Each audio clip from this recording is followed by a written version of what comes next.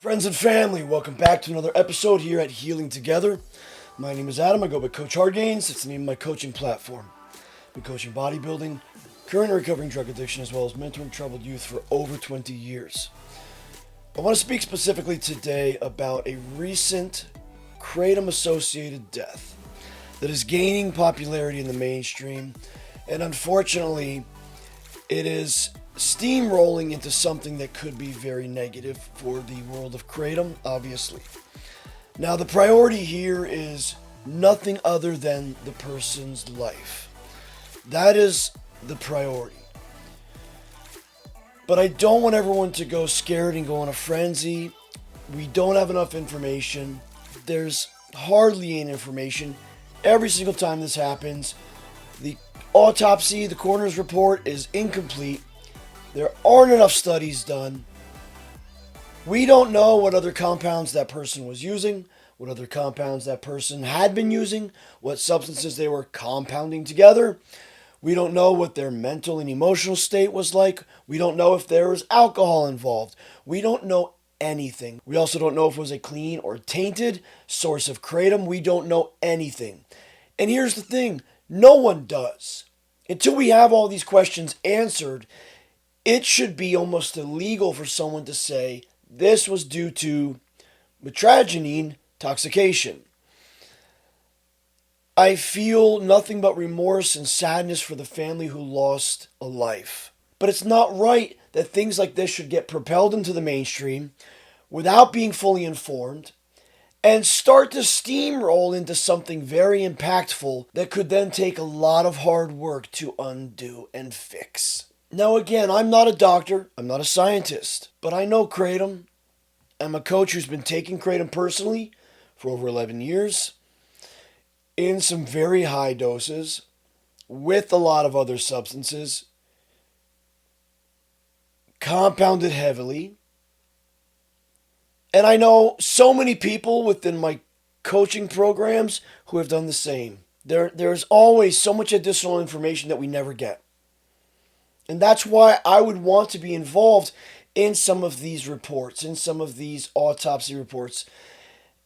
There's so much that I don't think anyone's even asking. No one's even getting to the bottom of what exactly happened. And how can anyone, and I understand the need and the desire to blame someone and blame something. I do, I really do. But to blame something that is so misunderstood and incomplete and say, oh, this is mitragynine poisoning because there was mitragynine in the person's system, that's not right. It's just not right to do. And I mean no disrespect to the family who lost a life. But for their benefit, I would love to be involved in looking at the situation fully. And I can tell you, I would look at these situations far more fully than the people who do. And certainly than anyone invested and interested in pharmaceutical investment into Kratom. But I wonder, has anyone ever died strictly of mitragynine poisoning? Has anyone ever actually died of Kratom? I mean, that's a question. Like, has anyone ever died of too much THC? Too much weed? When you have a plant that is psychoactive, that works on the mind, it can have very strong effects, but can it kill you?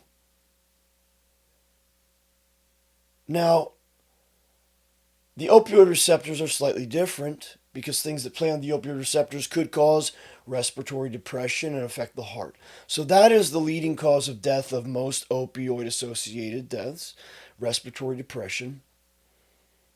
But when kratom lacks, it's hard to explain this quickly, but when kratom lacks the functional ability to depress your respiratory function,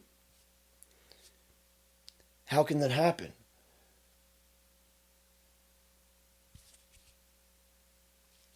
So there's just so much more information that needs to be looked into.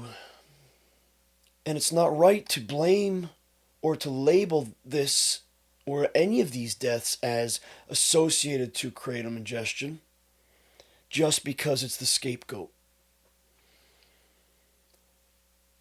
There's so much work to be done on it.